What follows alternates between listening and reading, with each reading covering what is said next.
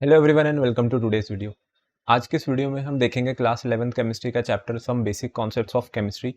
अब ये इस वीडियो का पार्ट 2 है। इस वीडियो का मैं पार्ट 1 ऑलरेडी बना चुका हूँ, जहाँ पर मैंने इस चैप्टर के बेसिक को बिल्कुल कवर किया था, जो कि स्टेट्स ऑफ मैटर होता है। आज के इस वीडियो में हम लोग जिस टॉपिक को डिस्कस करने जा रहे हैं वो टॉपिक है आपके पास मेजरमेंट। देखिए मेजरमेंट में यहाँ पर कौन कौन से टॉपिक आ जाएंगे हमारे पास। मेजरमेंट में आ जाएंगे फिजिकल क्वांटिटीज एंड मेजरमेंट कह सकते हैं, तो साइंटिफिक नोटेशन, सिग्निफिकेंट फिगर्स की कैलकुलेशन और राउंडिंग ऑफ जैसे रूल्स। तो आज के इस वीडियो में हम ये सभी टॉपिक्स को डिस्कस करने वाले हैं। तो ये जो टॉपिक है, टॉपिक बहुत ज़्यादा इंपॉर्टेंट रहता है, बिकॉज अब जितनी भी आप कैलकुलेशन करेंगे वो सारी कैलकुलेशन जो है सिग्निफिकेंट फिगर्स के बेसिस पर की जाती है। आंसर आपको उसके बेसिस पे निकालना है, कैसे साइंटिफिक नोटेशन को यूज़ करना है, ये होता क्या है। ये टॉपिक ऑलरेडी आपका फिजिक्स में भी आपको पढ़ाया जाएगा, बट क्योंकि ये केमिस्ट्री का भी एक पार्ट है, एनसीईआरटी में दे रखा है, तो हमें इसको भी लेकर के चलना पड़ेगा। तो इस वीडियो का जिन भी बच्चों ने पार्ट 1 नहीं देखा है, पहले वो जाकर के पार्ट 1 देख सकते हैं, इंट्रोडक्शन का पार्ट है। बाकी यहाँ से अब ये चैप्टर का जो मेन पार्ट है वो स्टार्ट होता है। तो आज के इस वीडियो को स्टार्ट करते हैं सबसे पहले टॉपिक से। देखिए सबसे पहला टॉपिक आ रहा है हम लोगों के पास, मेजरमेंट ऑफ फिजिकल प्रॉपर्टीज। अब जितनी भी फिजिकल प्रॉपर्टीज हमारे पास एग्जिस्ट करती हैं, फिजिकल प्रॉपर्टीज क्या होती हैं? जैसे फोर्स आपके पास फिजिकल प्रॉपर्टी है, मास, लेंथ, टाइम, प्रेशर, वेट, ये सभी फिजिकल क्वांटिटीज हम लोगों के पास यहाँ पर रहेंगी। तो फिजिकल क्वांटिटीज को अगर एक्सप्रेस किया जाता था, फिजिकल क्वांटिटीज में आपको पता होगा कि फिजिक्स के अकॉर्डिंग फिजिकल क्वांटिटीज में दो चीजें हमें जरूरी होती है। एक होता है कि उसका मैग्नीट्यूड कितना है, और उसके आगे लगाई जाएगी उसकी यूनिट। मैग्नीट्यूड का मतलब है कि अगर मैं बोलता हूं कि कोई फोर्स है जो कि 10 न्यूटन का फोर्स है, तो यहाँ पे जो 10 मैंने बोला, ये जो 10 था, ये क्या बन गया, ये उसका मैग्नीट्यूड हो गया, और जो न्यूटन उसके आगे लगी है ये हो गई थी इसकी यूनिट। तो जो यूनिट है, यूनिट देख करके मैं स्पेसिफाई कर सकता हूँ कि ये कौन सी फिजिकल प्रॉपर्टी मेरे पास रही होगी। तो यहाँ पर अब जो ये मैंने 10 बोला, उसके आगे जो न्यूटन बोला, देखिए होता क्या है कि सबसे पहले ये जो क्वालिटेटिव ऑब्जर्वेशन आ रहा है ना, ये क्वालिटेटिव ऑब्जर्वेशन क्या है? अब क्वालिटेटिव ऑब्जर्वेशन का मतलब है कि अगर केमिस्ट्री को लेकर के चलें, तो केमिस्ट्री में जितनी भी चीजें हम लोग देखते हैं मोस्टली केमिकल रिएक्शंस के बेसिस पे पढ़ाई जाती हैं। अगर किसी केमिकल रिएक्शन में मेरे पास किसी रिएक्शन का कलर चेंज हो रहा है, मैं क्या ऑब्जर्व कर रहा हूं कि कोई रिएक्शन में कलर चेंज हो रहा है, तो ये जो कलर चेंज वाली प्रॉपर्टी है, ये होती है मेरे पास एक क्वालिटेटिव ऑब्जर्वेशन। क्वालिटेटिव ऑब्जर्वेशन क्या है? क्वालिटेटिव ऑब्जर्वेशन मतलब एक ऐसी ऑब्जर्वेशन जिसको कि आप आंखों से देख करके बता सको, और उसके बेसिस पर आप आइडेंटिफाई कर सको कि ये प्रोसेस कैसा है। तो अगर जैसे आपको पता होगा कि अगर मैं CO2 को लाइम वाटर से हम लोग पास करें, तो लाइम वाटर क्या है, वो मिल्की बन जाता है। सो ये जो CO2 का टेस्ट है, ये CO2 टेस्ट हमारे पास कैसी हो गई, ये क्वालिटेटिव ऑब्जर्वेशन हो गई। क्वालिटेटिव ऑब्जर्वेशन क्यों थी? क्योंकि कलर चेंज हो रहा था। जो लाइम वाटर है, लाइम वाटर ने खुद को यहाँ पर मिल्की बना लिया। पहले वो ट्रांसपेरेंट कलर का था, लेकिन अब वो कैसा हो गया, वो आपके पास मिल्की हो गया। तो इसको कहते हैं हम लोग क्वालिटेटिव ऑब्जर्वेशन। तो क्वालिटेटिव ऑब्जर्वेशन में कहीं पर भी नंबर्स की बात नहीं करी जाएगी। नंबर्स का मतलब होता है न्यूमेरिकल वैल्यूज यहाँ पे एग्जिस्ट नहीं करती हैं। मैं आपसे ये नहीं बोलूंगा कि कैल्शियम ऑक्साइड कितना था, वो 10 ग्राम था, वो 20 ग्राम था, या जो CO2 मैंने पास कराई वो 2 ml थी, 4 ml थी। ठीक है, ये सारी चीजें यहाँ पर मैटर नहीं करेंगी। सिर्फ और सिर्फ क्या मैटर करेगा? ऑब्जर्वेशन। वो कलर बेस्ड हो सकती है, वो आपके पास हॉटनेस और कोल्डनेस बेस्ड हो सकती है, कि मीन्स टेस्ट ट्यूब गर्म हो गई या टेस्ट ट्यूब ठंडी हो गई। सो ये जो सारी चीजें हैं, सारी चीजें आ जाती है क्वालिटेटिव ऑब्जर्वेशन में। लेकिन अगला जो होता है हमारे पास, वो होता है क्वांटिटेटिव ऑब्जर्वेशंस। अब ये क्वांटिटेटिव ऑब्जर्वेशंस क्या है? और ज़्यादातर हम लोग देखेंगे कि हम किसी भी फिजिकल प्रॉपर्टी को अगर लेकर के चलें या फिजिकल क्वांटिटी को लेकर के चलें, तो उसका क्वांटिटेटिव एनालिसिस किया जाता है ज़्यादातर। यहाँ पर न्यूमेरिकल डेटा इन्वॉल्व होता है। न्यूमेरिकल डेटा इन्वॉल्व होने का मतलब है कि अब मैं सिर्फ ये देखूंगा कि कैल्शियम ऑक्साइड कितना था। ठीक है, ये 10 ग्राम था, 20 ग्राम था, और इस कैल्शियम ऑक्साइड के साथ कितनी CO2 ने रिएक्शन करी। मैं ये नहीं बोलूंगा कि कलर चेंज हुआ, टेम्परेचर जो था वो बढ़ गया, रिएक्शन का ये कम हो गया। मुझे इस चीज़ से मतलब नहीं है, मुझे बस इस चीज़ से मतलब है कि आप मुझे न्यूमेरिकली बता दो कि यहाँ पर कैल्शियम ऑक्साइड कितनी ली गई थी, कितनी CO2 उसमें पास कराई गई। तो ये जो एनालिसिस है, इसमें हम लोगों ने क्वालिटेटिव एनालिसिस देखा और एक देखा क्वांटिटेटिव एनालिसिस।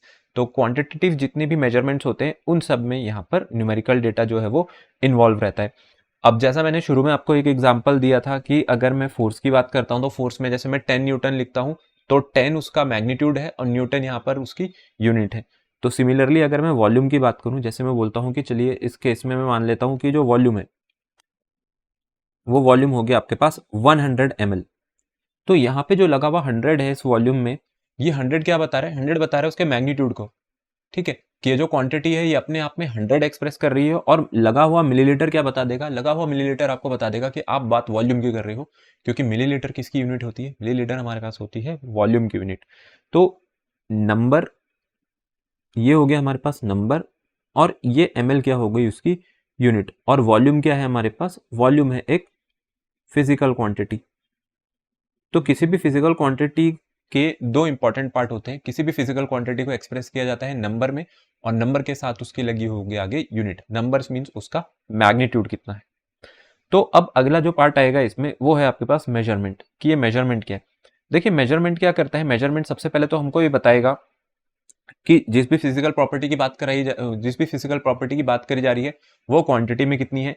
ये आपको ये चीज बताने में भी हेल्प करेगा कि मैं स्पेसिफिकली किस क्वांटिटी के बारे में बात कर रहा हूँ, और जो कि हम कैसे देख करके बताते थे, उसकी यूनिट देख करके बताते थे। तो इसीलिए यहाँ पे लिखा हुआ है कि it determines the quantity, dimensions और extent of something usually in comparison to a specific unit. देखिए डायमेंशंस क्या होती है, डायमेंशन वाला जो पार्ट है, डायमेंशन वाला पार्ट कंप्लीटली एक फिजिक्स का पोर्शन है। तो डायमेंशंस में क्या इन्वॉल्व होता है, डायमेंशंस में जो यूनिट है, यूनिट के बेसिस पे हम लोगों ने डायमेंशंस निकालते हैं। जैसे डायमेंशन में आपको बेसिक चीज़ें बता देता हूँ कि अगर मैं मास की बात करूँ तो मास की डायमेंशन m, और जो लेंथ है इसकी डायमेंशन जैसे l, और अगर मैं टाइम की बात करूँगा तो टाइम के लिए हम लोग जो डायमेंशन यूज़ करते हैं उसको हम लोग ऐसे स्क्वायर ब्रैकेट में एक्सप्रेस करेंगे कैपिटल T से। तो ये डायमेंशंस होती थी। तो डायमेंशंस वाला जो पार्ट है, क्योंकि वो फिजिक्स का पार्ट है ऑलरेडी, आप लोग उसको फिजिक्स में पढ़ेंगे, इसलिए हम लोग उसको केमिस्ट्री में भी इतना ज़्यादा उसकी इंपॉर्टेंस होती नहीं है, तो उसको हम छोड़ सकते हैं।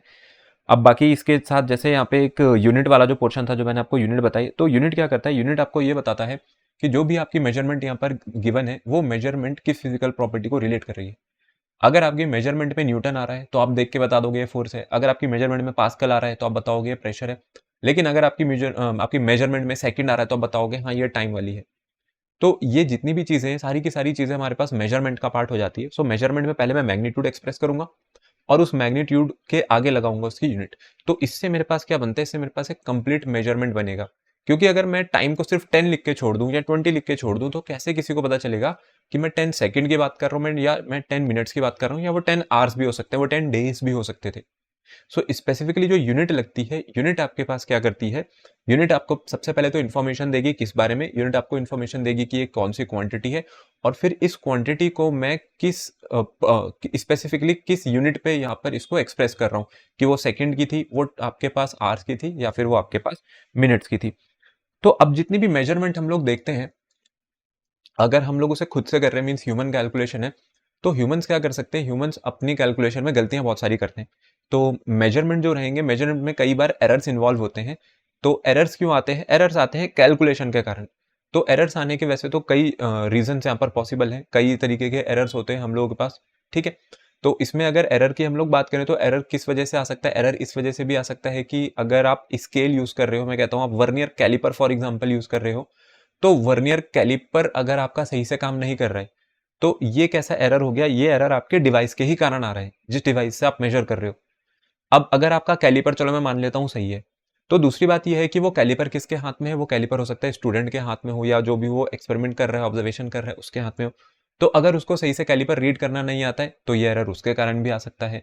और एक तीसरा तरीके का जो एरर होता है वो कैसा होता है हमारे पास, वो होते हैं अननोन एरर। अननोन एरर का मतलब है कि ना तो वो डिवाइस के फेलियर के कारण आ रहा होगा, और ना ही वो ऑब्जर्वेशन की, जो ऑब्जर्वर है उसकी गलती के कारण आ रहा होगा, या जो एक्सपेरिमेंट कर रहा है वो कोई गलती नहीं कर रहा है, बट वो जो एरर है वो एरर किसी और फिजिकल कंडीशन की वजह से हो सकता है, जिसका कॉज मेरे को अननोन होगा।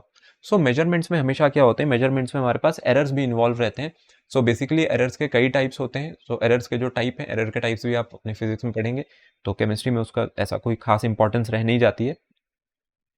तो अगला जो टॉपिक है आपके पास वो आ रहा है एसआई सिस्टम ऑफ यूनिट्स, या फिर सिस्टम इंटरनेशनल ऑफ यूनिट्स। देखिए सिस्टम इंटरनेशनल ऑफ यूनिट्स क्या है, इसकी जरूरत हमें क्यों पड़ी। जैसे आपको मैंने बोला कि अगर मैं टाइम की ही बात करूं तो टाइम को कोई सेकंड में एक्सप्रेस करेगा, कोई आवर्स में एक्सप्रेस करेगा, कोई मिनट में एक्सप्रेस करेगा।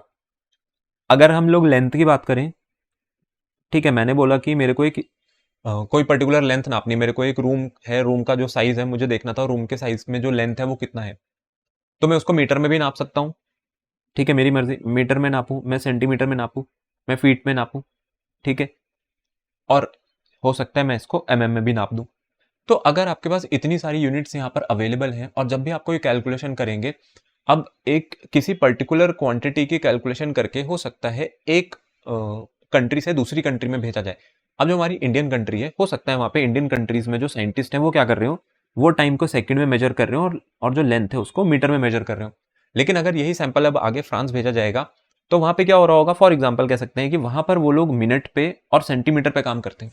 तो उनको क्या करना पड़ेगा, उनको फिर इस मीटर को पहले सेंटीमीटर में चेंज करना पड़ेगा और जो हमारी तरफ से जो टाइम सेकंड में भेजा गया था उसको किस में लाना पड़ेगा, मिनट में लाना पड़ेगा। तो इतनी सारी जो यहाँ पर हम लोग कह सकते हैं कि डाइवर्सिफिकेशन है यूनिट्स में, उसको खत्म करने के लिए ना यहाँ पर एक स्टैंडर्ड सिस्टम बनाया गया यूनिट्स का, जिसको बोला गया system international of units, means SI unit. इसमें क्या करा, इसमें हम लोगों ने मींस जो आपके पास जो अथॉरिटी है, तो यहाँ पर जैसे लिखा हुआ है कि 11th जनरल कॉन्फ्रेंस जो कि वेट मेजर पर हुई थी, तो ये जो इंटरनेशनल बॉडी थी, इस इंटरनेशनल बॉडी ने क्या करा, इस इंटरनेशनल बॉडी ने एक ऐसा सिस्टम बनाया, means international system of units था। सो इंटरनेशनल सिस्टम ऑफ जो यूनिट्स है इसको बनाया गया। इंटरनेशनल सिस्टम ऑफ यूनिट्स आपको ये कहता है कि हम लोग क्या कर रहे हैं, हम लोग ना जितनी भी फिजिकल क्वांटिटीज आपके पास एक्सप्रेस करती हैं, जो हमारे पास फंडामेंटल फिजिकल क्वांटिटीज हैं, फंडामेंटल फिजिकल क्वांटिटीज की ऐसा यूनिट आपके पास फिक्स करके दे रहे हैं। अब जब ये ऐसा यूनिट फिक्स कर दी जाएगी तो उन्होंने बोला कि जब भी आप कोई स्टैंडर्ड कैलकुलेशन करो, आपको पता है कि आपका सैंपल किसी और कंट्री में जाना है, विद इन द अगर सेम कंट्री भी रहना है, तो ये जो कैलकुलेशन सबके लिए यूनिफॉर्म रहे, मतलब जो भी बच्चा पढ़े, जो भी इसको देखे, वो देखते ही समझ जाए और उसको बार बार कन्वर्ट ना करना पड़े। तो इसलिए सिस्टम इंटरनेशनल ऑफ यूनिट्स बनाया गया, एसआई सिस्टम ऑफ यूनिट्स बनाया गया, जिसके अंदर कुछ यूनिट्स को हम लोगों ने अडेप्ट कर लिया एसआई सिस्टम के अंडर। अब एसआई सिस्टम जब तक नहीं था, एसआई सिस्टम अगर नहीं था तो बहुत सारे सिस्टम हुआ करते थे। एक होता था हमारे पास सीजीएस सिस्टम, एक होता था हमारे पास एमकेएस सिस्टम,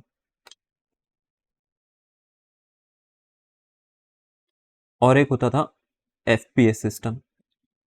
अभी जो सीजीएस है, एमकेएस है, एफपीएस है, इसमें मैं आपको एक चीज क्लियर कर देता हूं, ये जो एमके सिस्टम था ना, असलियत में एमके सिस्टम ही आपके पास एसआई सिस्टम ऑफ यूनिट है। तो ये है क्या, पहली बात तो सीजीएस क्या है, एमकेएस क्या है, एफपीएस क्या है। देखो अगर हम लोग सीजीएस की बात करें ना, तो सीजीएस में जो लेंथ है, लेंथ को नापा जाता है सेंटीमीटर में, और उसके साथ साथ जो आपका मास है, मास को नापा जाता है ग्राम में, और जो टाइम है, टाइम को यहाँ पर मेजर किया जाता है सेकंड में। ठीक है, तो यही इसका नाम है सीजीएस। तो लेंथ, मास और टाइम, तो सेंटीमीटर, ग्राम और सेकंड। एमकेएस में क्या होता था, एमकेएस में जो लेंथ है, लेंथ सेंटीमीटर में नहीं एक्सप्रेस की जाती थी, ये मीटर में एक्सप्रेस की जाती है। मास की बात करें तो मास किलोग्राम में होता है, और जो टाइम है वो हमारे पास होता है सेकंड में। अब आज की डेट में आप क्योंकि 11th क्लास में है, तो 11th क्लास से पहले अपने क्लास 9th और 10th में बहुत सारे न्यूमेरिकल्स किए होंगे फिजिक्स के, जहां पर आपको हमेशा बोलते थे कि मास आपको केजी में रखना है, टाइम आपको सेकंड में ही रखना है। और अगर मैं लेंथ की बात करूं तो लेंथ में भी आपको बोल दिया जाता था कि आप मीटर ही यूज करोगे, कहते थे कि ये एसआई सिस्टम ऑफ यूनिट है। तो यही एसआई सिस्टम ऑफ यूनिट है और इसी को हम कहते हैं एमके सिस्टम ऑफ यूनिट। तो इससे क्या रहता है, इससे जो कैलकुलेशन है वो यूनिफॉर्म रहेगी सभी बच्चों की। ठीक है, और कहीं पर भी अगर इसको देखा जाएगा तो इससे कैलकुलेशन में बार बार हम लोगों को एक यूनिट से दूसरी यूनिट में चेंज करने की जरूरत नहीं पड़ेगी। अब वो वाला जो हम लोग कह सकते हैं कि एक इससे क्वेश्चन जो मतलब इससे जो भी आपके पास कैलकुलेशन है वो थोड़ा हो सकता है कॉम्प्लेक्स बन जाती, वो वाला पोर्शन ही हम लोगों ने कट कर दिया। हम लोगों ने बोला हम यूनिफॉर्मली इसको एक्सेप्ट करेंगे, जो कि है एसआई सिस्टम ऑफ यूनिट, जिसको पहले एमके सिस्टम ऑफ यूनिट्स भी बोलते थे। लेकिन देखो अगर एफपीएस की बात करें तो ये एफपीएस क्या है, तो ये एफपीएस गेमिंग वाला एफपीएस नहीं है, ये एफपीएस है आपके पास सिस्टम ऑफ यूनिट्स वाला एफपीएस। तो यहाँ पर एफपीएस में क्या होगा कि जो लेंथ है, लेंथ को एक्सप्रेस किया जाता था फीट में या फुट में। मास हमारे पास ना ही ग्राम में रहेगा, ना ही केजी में रहेगा, ये रहेगा पाउंड्स में। ठीक है, तो पाउंड्स को एलबीएस लिखते हैं। मैं इसका नीचे इसका मीनिंग लिख देता हूं, इसका मीनिंग है पाउंड। ठीक है, और टाइम की अगर बात करें तो टाइम यहां भी सेकंड में ही रहेगा। सो ओवरऑल ये चीज देखी गई कि टाइम हर एक सिस्टम ऑफ यूनिट में सेकंड में ही है, लेकिन उसके अलावा जो बाकी आपके पास क्वांटिटीज है उसमें यहाँ पर चेंज देखने को मिला। तो टाइम तो हमेशा सेकंड में है, लेकिन किसी में मास ग्राम में है, कभी केजी में है, कभी पाउंड में है। तो इन सारी प्रॉब्लम को दूर करने के लिए हमने क्या करा, हमने इसको अडेप्ट कर लिया, जो कि आपके पास एमके सिस्टम ऑफ यूनिट, और इसी को नाम दे दिया गया था एसआई सिस्टम ऑफ यूनिट्स। तो इसी के साथ ये जो एसआई सिस्टम वाला पार्ट है, एसआई सिस्टम वाला पार्ट आई होप आपको अच्छे से समझ आया होगा। आगे एक ये टेबल दे रखी है, इस टेबल में हमारे पास ये बेसिक यहाँ पर आप देख सकते हैं कि जो फंडामेंटल क्वांटिटीज है वो लिखी हुई हैं। अब इन 7 फंडामेंटल क्वांटिटीज के सिंबल यहाँ पर गिवन है, मीन्स इनकी जो यूनिट होती है, यूनिट के ये सिंबल है। यूनिट का नाम यहाँ पर लिखा हुआ है और ये यूनिट की यहाँ पर डेफिनेशन दी हुई है कि ये यूनिट जो होती है भाई मीटर क्या है, असलियत में किलोग्राम है क्या, सेकंड क्या है, तो इनकी भी डेफिनेशंस होती हैं। जो बच्चे आईसीएसई बोर्ड के होंगे उन्हें तो इस बारे में पहले से ही पता होगा, उन्होंने ये पहले भी पढ़ रखा होगा क्लास 9 में। बट जो हमारे पास सीबीएसई के बच्चे हैं उनके पास ये चीज़ें नहीं रहती हैं, वो पहली बार क्लास 11th में इस चीज़ को पढ़ेंगे। तो इसलिए स्पेसिफिकली वो लोग इस चार्ट को ज़रूर देखें। तो ये चार्ट सभी के लिए देखना ज़रूरी है, टेबल सभी के लिए ऑब्जर्व करना ज़रूरी है। तो ये टेबल आप लोग खुद एक बार ज़रूर पढ़िएगा, यहाँ से डेफिनेशंस देखिएगा कि असलियत में यूनिट्स की डेफिनेशन होती क्या है, जिससे कि आपको और बेटर आइडिया लगेगा। सो इसी के साथ आपका ये वाला जो टॉपिक है एसआई सिस्टम वाला, वो कंप्लीटली हमारे पास यहाँ पे खत्म होता है। लेकिन अब जो एसआई सिस्टम हम लोगों ने देखा, मैंने वहाँ पर आपको क्या बोला था कि जो यूनिट है उस यूनिट को मुझे एक सिस्टम से दूसरे सिस्टम में कन्वर्ट करना पड़ता है। अब जब कन्वर्जन की बात आएगी तो आपको पता है जैसे 1 kg है, 1 kg में 1000 ग्राम होते हैं।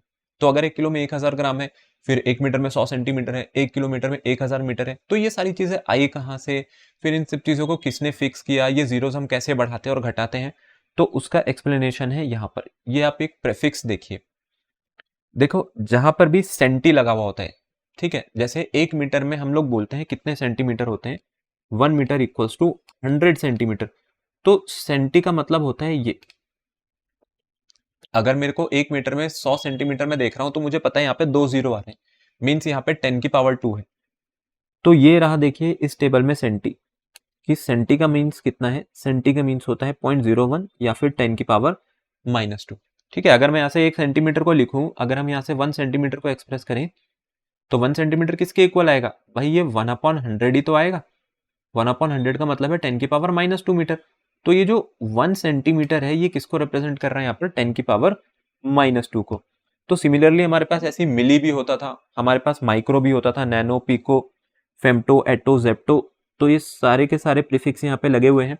अब क्या होगा कि जब न्यूमेरिकल आएंगे तो न्यूमेरिकल में कभी आपको माइक्रो में भी दे रखी होगी यूनिट, कभी मिली में भी दे रखी होगी, कभी हम लोग नैनो भी यूज करेंगे। तो ये सारी जो बेस प्रीफिक्सेस हैं ये आपको पता होने चाहिए कि ये 10 की पावर में क्या रिप्रेजेंट करते हैं। शुरुआत इसकी डेसी से होती है, डेसी मीन्स जैसे डेसिमल होता है, तो डेसी का मतलब होता है 10 की पावर -1। डेसी के बाद हम सेंटी पे चलते हैं, सेंटी के बाद मिली आता है, मिली के बाद माइक्रो आता है, फिर नैनो आता है। लेकिन अब मैं इससे ऊपर की बात करूं तो डेसी, फिर ये बेस है, जैसे आप यहाँ पे सिर्फ मीटर रख दो, ठीक है, फॉर एग्जांपल आपने यहाँ पे सिर्फ मीटर रखा, तो मीटर से नीचे क्या आएगा, डेसीमीटर, सेंटीमीटर, मिलीमीटर, माइक्रोमीटर। लेकिन अब मीटर से ऊपर क्या आएगा, डेकामीटर, हेक्टोमीटर, किलोमीटर, मेगामीटर, गीगामीटर। आई बात समझ में? देखो किलोमीटर की बात करें तो 1 किलोमीटर में कितने मीटर्स होते हैं, 1000 मीटर। तो 1000 मीटर का मतलब है क्या वो 10 की पावर 3 हो रहा है। 1 किलोमीटर में अगर 1000 मीटर की बात करी जा रही है तो 1000 मीटर का मतलब हो गया 10⁻³ मीटर। अब आप खुद देखो, ये लिखा है मेरे पास यहाँ पर किलो, और किलो के सामने अगर मैं आपको दिखाऊं तो किलो के सामने क्या लिखा हुआ है, 10 की पावर 3। तो ये होते हैं प्रीफिक्सेस, ये होता है प्रीफिक्सेस का हम लोगों के पास यूज, कि प्रीफिक्सेस आपको क्यों याद होने चाहिए। अगर कोई नैनोमीटर लिख के दे दे और आपसे पूछे कि मुझे भाई मीटर बता दो, मीटर कितने, तो आप बता सको कि नैनो का मतलब यहाँ पर 10 की पावर -9 होता है। ठीक है, अब मोस्टली क्या होगा कि जब भी हम लोग यहाँ पे लेंथ की बात करेंगे, लेंथ में एक बहुत एक ऐसी यूनिट है जो बहुत ज्यादा यूज होती है, वो होती है एंगस्ट्रॉम। तो ये चीज आप लोग याद रखना कि ये जो 1 एंगस्ट्रॉम होता है ये इक्वल होता है 10 की पावर -10 मीटर के। केमिस्ट्री में तो खैर ये बहुत ही ज्यादा यूज होगा। सो बेसिकली जितनी भी वेवलेंथ होती है, वेवलेंथ को हम लोग जनरली एंगस्ट्रॉम में डिनोट करते हैं या फिर नैनोमीटर में डिनोट करते हैं। तो नैनो के जस्ट बाद ये एंगस्ट्रॉम आ जाता है जो कि 10 की पावर -10 होता है। सो हम कह सकते हैं कि 1 मीटर इक्वल्स टू 10⁻10 एंगस्ट्रॉम और 1 एंगस्ट्रॉम इक्वल्स टू 10⁻⁻10 मीटर। तो बहुत ही छोटी यूनिट है ये एंगस्ट्रॉम, नैनो के जस्ट बाद आती है। नैनो का मतलब 10 की पावर -9 है, और जो एंगस्ट्रॉम है, एंगस्ट्रॉम का मतलब हमारे पास 10 की पावर -10 है। तो ये तो थे सारे प्रीफिक्सेस की बात की, प्रीफिक्सेस जो हमारे पास होते हैं ये आपके पास क्यों जरूरी है, न्यूमेरिकल में काम आएगा। जब भी कोई न्यूमेरिकल आपके पास आए तो आप कैसे वहां पे यूनिट कन्वर्ट करोगे। अगला टॉपिक आ रहा है आपके पास, वो है साइंटिफिक नोटेशन। देखो ये साइंटिफिक नोटेशन क्या होती है। साइंटिफिक नोटेशन का मतलब है कि अगर मेरे पास कोई बहुत बड़ा मेरे को नंबर दिया गया है और उस नंबर में कई सारे डिजिट्स इन्वॉल्व है, तो मैं क्या देखूंगा कि ये नंबर मेरे पास एग्जैक्टली किस होल नंबर के बहुत ही ज्यादा क्लोज है। ठीक है, होल नंबर के क्लोज होने का मतलब है कि मैं इसको एग्जैक्टली अगर एक्सप्रेस करना चाहूँ किसी सिंगल डिजिट में, मैं इसको 3 लाख बोलना चाहूँ, मैं इसको 300 करोड़ बोलना चाहूँ, मैं इसको 500 मिलियन बोलना चाहूँ, तो मैं एग्जैक्टली आपको एक होल नंबर में अपना आंसर दे सकूँ। तो साइंटिफिक नोटेशन होता है कि मैं किसी भी नंबर को अगर n इंटू 10⁻n में एक्सप्रेस कर सकता हूं। कोई भी एक ऐसा नंबर जो कि इस फॉर्म में एक्सप्रेस किया जा सके, नंबर लिखा होगा और नंबर के आगे 10 की पावर में मैंने कोई उसकी 10 में उसकी कोई पावर रेस कर रखी होगी, इसको हम कहते हैं साइंटिफिक नोटेशन। देखो साइंटिफिक नोटेशन अब ये है क्या, साइंटिफिक नोटेशन की हमें जरूरत क्यों पड़ी। एक एग्जाम्पल मैं आपको दूं, अगर मैं आपसे स्पीड ऑफ लाइट पूछूं तो मुझे पता है कि बहुत कम बच्चे ऐसे होंगे जिनको एग्जैक्ट नंबर पता होगा स्पीड ऑफ लाइट होती क्या है। देखो स्पीड ऑफ लाइट हमें क्या पढ़ाई जाती है, 3 इंटू 10⁻8 मीटर पर सेकेंड, पर ये एग्जैक्ट नंबर नहीं है उसका, मीन्स ये 3 लाख किलोमीटर पर सेकेंड जो है ये एग्जैक्ट वैल्यू नहीं है स्पीड ऑफ लाइट की। स्पीड ऑफ लाइट की जो एग्जैक्ट वैल्यू होती है वो होती है 299,792,458 और मीटर पर सेकेंड। ये है आपके पास स्पीड ऑफ लाइट और ये रही उसकी यूनिट जो कि मीटर पर सेकेंड में। अगर आप ये देखो, ये जो नंबर है मेरे पास, अगर इस नंबर को मैं बार बार कैलकुलेशन में लिखूंगा तो एक तो इससे एक तो मेरी जो कैलकुलेशन है वो बहुत ज्यादा कॉम्प्लेक्स होगी, ठीक है, सॉल्व करने में प्रॉब्लम आएगी। दूसरी बड़ी बात क्या है कि ये नंबर मेरे को याद हो जाए, यही बहुत बड़ी बात है। तो अगर नंबर ही याद नहीं हो पाएगा तो कैलकुलेशन कैसे करेंगे। तो साइंटिफिक नोटेशन आपको ये कहती है, साइंटिफिक नोटेशन का कहना यह है कि अगर आप इस नंबर को ऑब्जर्व करो तो इस नंबर के सबसे क्लोजेस्ट नंबर देखो ये किसके पास पड़ रहा है। देखो अगर आप इसको नोटिस करोगे तो 1 10 100 1000 10,000 लाख 10 लाख करोड़ और ये 10 करोड़, ठीक है, मीन्स ये 29 करोड़ एंड उसके बाद यहाँ पे जो लिखा हुआ है 97 लैक्स। तो अगर मैं 29 करोड़ को देखूं, 29 करोड़ एंड 97 लैक्स, इसके बाद वाली जो पूरा है 97 लैक्स एंड 92,458। अब ये किसके क्लोज है, सबसे क्लोज। अगर ये पैसों की बात होती तो आप कह देते ये तो 30 करोड़ है, कि आप क्यों ही कह रहे हो कि ये 29 करोड़ 97 लैक्स 92,458 है, आप कह दो सीधा सीधा 30 करोड़ है। तो ठीक है, इसीलिए हम लोग इसको क्या लिख देते हैं, पूरे नंबर को 3 इंटू 10⁻8 मीटर पर सेकेंड। तो लाइट के लिए भी तो फिर यही चीज हो गई है, 3 लाख किलोमीटर पर सेकेंड। तो हमने क्या किया, हमने डेसिमल को इस पॉइंट पे शिफ्ट किया। ये जो 2 है ना, इस 2 और 9 के बीच में लिया है, मींस इसको हम 2.99 मानना चाह रहे हैं। तो अगर आप इसको 2.99 मानना चाह रहे हो तो आप कितने डेसिमल प्लेसेस शिफ्ट करा रहे हो, 1 2 3 4 5 6 7 8, आपने 8 डेसिमल प्लेसेस शिफ्ट किया तभी यहां पर आया डेसिमल। तो उसी चीज को हमने कहां पर रेस कर दिया, यहां पर 10 की पावर 8 में, ठीक है।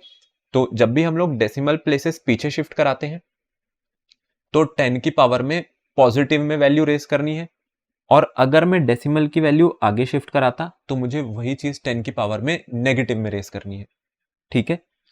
तो जो चीज आपके पास स्पीड ऑफ लाइट है जो कि 3 लाख किलोमीटर पर सेकेंड होती है, उसकी एग्जैक्ट वैल्यू मैंने आपको बताई, इतनी रहेगी हमारे पास।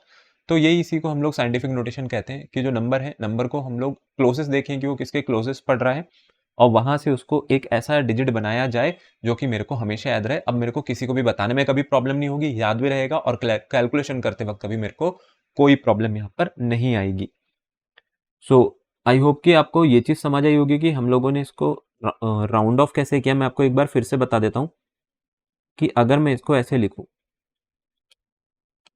आप खुद बताओ कि इस नंबर को मैं अपनी मर्जी से तो ये नहीं लिख सकता 2.99 और 792,458, क्योंकि मैं इस नंबर में पीछे डेसिमल शिफ्ट कर रहा हूं। तो इसका मतलब है कि 1 2 3 4 5 6 7 8, मैंने 8 प्लेसेस यहां पर शिफ्ट किए। तो मुझे उतने ही जीरो से मल्टीप्लाई भी तो करनी पड़ेगी, क्योंकि जब मैं ये डेसिमल हटाऊंगा तो नीचे क्या नंबर आएगा, नीचे नंबर आएगा 10 की पावर 8, क्योंकि इसके पीछे 8 डिजिट्स लगी हुई हैं।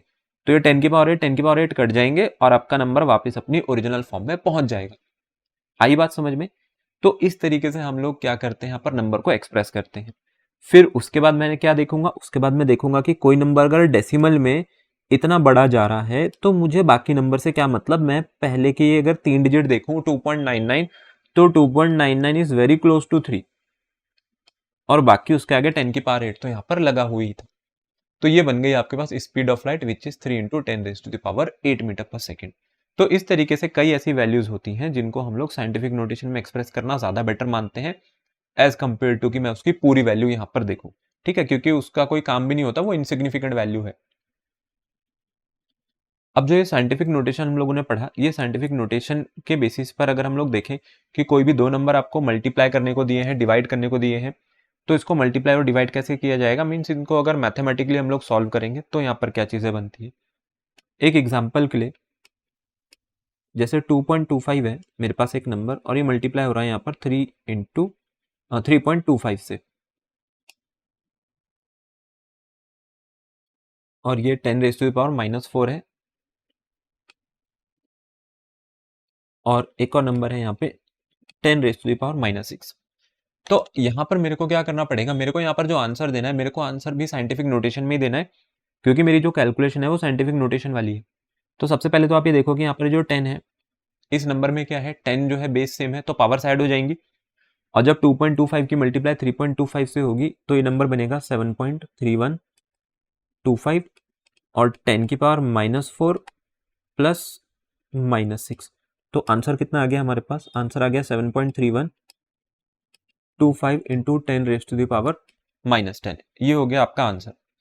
तो क्वेश्चन भी पूरा साइंटिफिक नोटेशन का था, और आंसर जो हम लोगों ने निकाला है इसका, वो भी किस में आया है, वो भी आपके पास साइंटिफिक नोटेशन में ही आया है।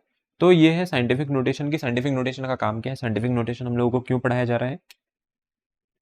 अभी एक डिवीजन की भी बात कर लेते हैं कि डिवीजन में देखते हैं साइंटिफिक नोटेशन को। देखो अब डिवाइड में भी मैं यही दो नंबर्स लिखता हूँ, मैं लिखता हूँ 2.25 इज डिवाइडेड बाय 3.25, और इसके बाद इसकी वही मल्टीप्लाई हो रही है 10⁻⁻⁴ इंटू 10⁻⁻6 से। तो चलो इस बार एक काम करते हैं, इस बार यहाँ से ना मैं मल्टीप्लीकेशन हटा देता हूँ, मैं डिवीजन लगा देता हूँ। ठीक है, ये कुछ ऐसे है। तो जब 2.25 3.25 से डिवाइड होगा तो ये नंबर बनेगा 0.6923। अच्छा, जब बेस सेम होते हैं और आपके पास नंबर डिवाइड हो रहा हो, अगर बेस सेम है नंबर डिवाइड हो रहा हो, तो पावर्स क्या होती है, अब पावर्स माइनस, अब पावर्स ऐड नहीं होंगी, अब पावर्स हो जाएंगी माइनस। तो 0.6923 तो एज इट इज रहेगा, ये माइनस इंटू माइनस प्लस हो गया, तो +6 -4, ये हो गया +2, ये आ गया आपका आंसर।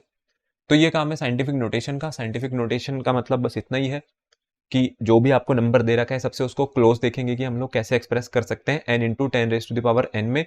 अगर क्वेश्चन साइंटिफिक नोटेशन की बेसिस पे आ रहे हैं, कैलकुलेशन में साइंटिफिक नोटेशंस इन्वॉल्व है, तो आपके आंसर में भी साइंटिफिक नोटेशंस इन्वॉल्व होनी चाहिए। तो चलिए इसके बाद अब नेक्स्ट टॉपिक पे चलते हैं, जो कि है एडिशन एंड सब्ट्रैक्शन। अब ये जो एडिशन एंड सब्ट्रैक्शन है, इसमें भी हम लोग सिग्निफिकेंट फिगर्स को इन्वॉल्व करके देखते हैं कि सिग्निफिकेंट फिगर्स के जो एडिशन सब्ट्रैक्शन है, उसके क्वेश्चन में इसको कैसे लगाना है या इसका काम क्या होता है। एक एग्जाम्पल के लिए मैं सबसे पहले एडिशन के लिए बात करता हूँ। देखो एडिशन में भी फिर से जैसे हमने पिछली बार जो दो नंबर लिए थे, मैं कहता हूँ एक नंबर है 225 इंटू 10⁻⁻⁻6, और इसमें मैं ऐड कर रहा हूँ 3.25 इंटू 10⁻⁻6। देखो इन क्वेश्चंस को करने के लिए सबसे पहले तो आप ये देखा करो कि क्या मेरे पास कोई 10 की पावर ऐसी है जो कॉमन आ रही है। अगर मैं देखूँ तो दोनों ही नंबर में 10 की पावर -6 लगा हुआ है, तो सबसे पहले हम लोग यहाँ पर 10 की पावर कॉमन लेते हैं। अब अच्छी बात यहाँ पर है कि दोनों ही नंबर में 10 की पावर -6 है, तो मैं एक 10 की पावर -6 तो कॉमन ले सकता हूँ। तो अब क्या बच जाएगा नंबर 225 प्लस 3.25। ये सेम वही है जो आप लोगों ने आज तक एल्जेब्रा में किया है। एल्जेब्रा में आप क्या करते थे, अगर मैं बोलूँ ये एक्स ही तो है, अगर 225 इंटू एक्स लिखा है और प्लस 3.25 इंटू एक्स लिखा है, तो आपको पता है एक एक्स तो आएगा ही आएगा, बाकी अब आप नंबर को यहाँ पर न्यूमेरिकली ऐड कर दो। तो अगर मैं 225 में ये 3.25 ऐड करता हूँ, तो ये आंसर बन गया हम लोगों के पास 8.25 इंटू 10⁻⁻, और यहाँ पे आ जाएगा ये -6। ठीक है, अब ये वाली जो कैलकुलेशन है, इस वाली कैलकुलेशन को जैसे हम लोग लिख रहे हैं 8.25 इंटू 10⁻⁻6। कई बार क्या होता है कि आपने देखा होगा कि आपका आंसर तो 10 की पावर -6 में है और पीछे आंसर 10 की पावर -4 -3 में आ रखा है। ये कैसे होता है। मैं कहता हूं मेरे को डेसिमल पॉइंट ना यहां लाना है, मेरे को इस आंसर को लिखना है 2.28 में। ऐसा क्यों करते हैं इसकी भी आगे बात करेंगे जब सिग्निफिकेंट फिगर्स आएगा कभी। अब इसको 2.28 बनाना है, आपको पता है अगर 2.28 बनाना है तो मुझे डेसिमल कहाँ पे लाना है, पीछे लाना है।